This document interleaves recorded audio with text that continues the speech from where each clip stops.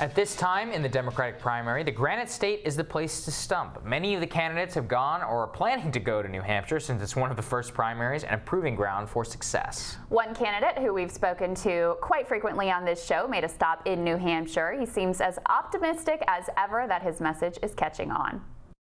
The more people dig in to our platform, our ideas for the country, the more excited they get and the better we do. And so a lot of the debates in the fall is going to be continuing to introduce myself to more and more Americans, because most Americans still do not know who I am. And that's one of the reasons why our capacity for growth is so much higher than other campaigns. A lot of other campaigns, their ceiling is sort of baked in, whereas no one knows what our ceiling is. Joining us via Skype to tell us about his conversation with presidential contender Andrew Yang is New Hampshire and Fox News political reporter Paul Steinhauser. He also has the scoop on Joe Biden's visit to his state. Welcome back, sir. Always great to join you, too. So tell me, what has the response been to Andrew Yang in your state? Because from some of the polling that I have seen, it seems like New Hampshire is one of the places where Yang performs the best.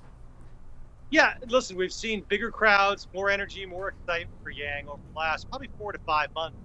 He's been at this for well over a year, almost a year and a half.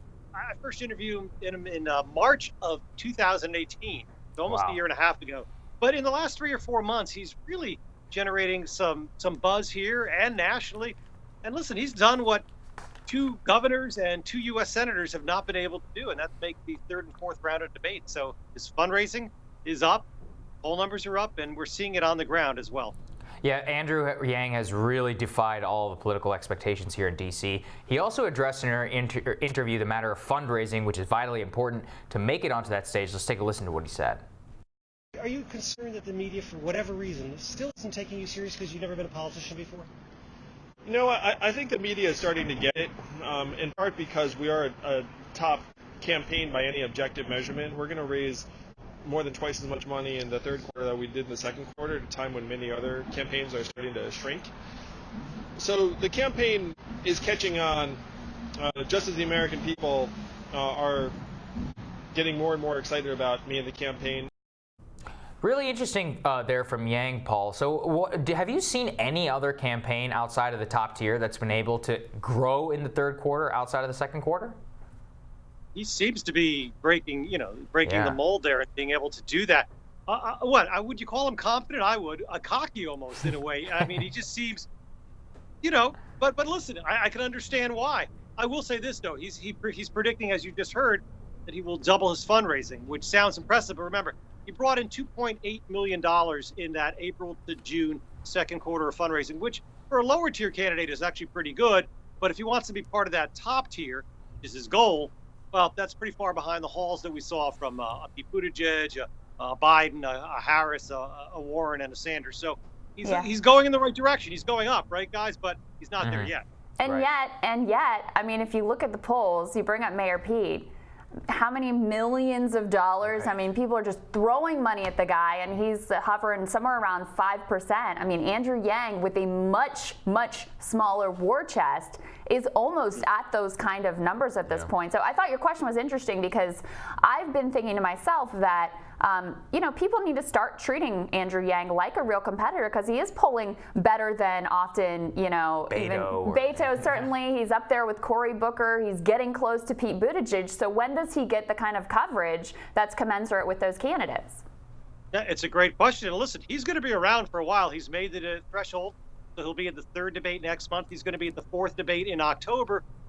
Meanwhile, others are dropping out of the race. Governor Inslee, former Governor Hickenlooper, Congressman Seth Moulton of Massachusetts, they're gone. We're probably going to see more drop out maybe later this week when they realize they aren't going to make the 3rd debate. So Yang is going to be part of the conversation for a few months to come, if not longer. His plan is to be right in there in the thick of it when the voting actually begins in February in Iowa and here in New Hampshire.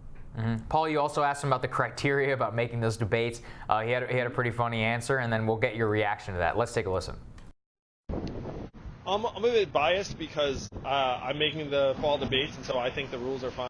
I will say that the rules have been out there for us all to see for months, and that if you were going to complain about the criteria, you probably would want to complain about it a little bit earlier in the process to make it seem like it's not fairly self-interested.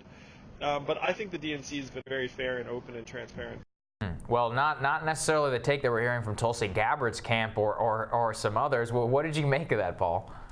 Yeah, that soundbite right there, the DNC loves that soundbite because he's making the same point, right, that they are. But it's one of the ironies of this campaign, and I guess we saw it last time around with Donald Trump, right? A first-time politician. Here you've got a first-time politician in Andrew Yang who didn't even have the name recognition that Trump had. Nobody had heard of this person a year ago, let alone 6 months ago. And, he's done what a lot of established, long-time politicians have not been able to do. Yeah, I just love how he puts his own self-interest out there. Like, for all the, here, look, I like it, right? Can I ask you a really unfair question, which is that you go to all these events, you see the crowds, you see the enthusiasm. How does, this is also a transitional question, how do Andrew Yang's crowds and enthusiasm compare to the frontrunners, Joe Biden? Yang's crowds are getting bigger for sure. Is he in the league yet, like an Elizabeth Warren or a Bernie Sanders or some of the other frontrunners who pack him in, sometimes getting up to more than 1,000 people here in New Hampshire? No, he's not there yet, but he's definitely going in the right direction. And the energy and the excitement of that Yang gang, we see it all the time on the ground here. As for Biden, listen, the frontrunner in the polls, right? The frontrunner basically since even before he got into the race in late April. His crowd's not as big as the ones you'll see for Sanders or for Warren or even Buttigieg, who was just up here this weekend as well, with some pretty large crowds. Biden's voters are probably not as energetic as other voters, but the thing that matters is who comes out to vote in February, not who's going to events now here on the ground in August and September. Yeah, it's interesting with Biden. I mean, he's had so many of these gaffes. Let's take a listen to his latest apology, and then I want to talk a little bit more about what effect that might have. Is we are so close to be able to do some incredible things for this country. Incredible things.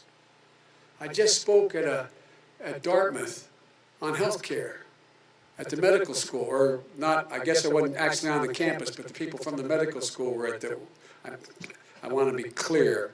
I'm not going nuts. I'm not sure whether it was a medical school or where the hell I spoke, but it was on the campus. It was on the campus, and the dean of all that. He's not going nuts, Paul. That's after I think he confused the state of New Hampshire with Vermont. He's had some great moments on this campaign. Is this having any actual effect on the ground, or do people just write it off as like, oh, that's Joe? That's just Uncle Joe. Yeah. I think actual voters are writing it off. We saw that scenic backdrop there. That was Croydon, New Hampshire, his second event of the day last Friday. But yeah, the gaffe that he had earlier that you just saw, and then when he mentioned the next day that he thought he was in Vermont when he was in New Hampshire, that feeds the national narrative, doesn't it? Yeah. That, well, Biden is 76 years old, maybe he's not as, he lost a little bit of mileage. That feeds that narrative, and that's basically an early Christmas gift for Republicans. On the ground, I don't think it resonates as much with actual voters. Yeah, well, of course, I mean, we have that new poll out that shows Biden, Bernie, and Warren, three-way tie. Well, remains to be seen whether other polls back that up, but there is some indication that he has dropped quite a bit in the polling, so something to keep an eye on. Paul, thank you so much. Great to see you. Thanks, Paul. Great to see you guys. Thank you. Next on Rising, is it harder to vote if you're a college student these days? A new report out in Washington Monthly shares which schools are making it more difficult and which are making it easier. Editor-in-Chief Paul Glastris is going to give us some of those highlights when Rising continues.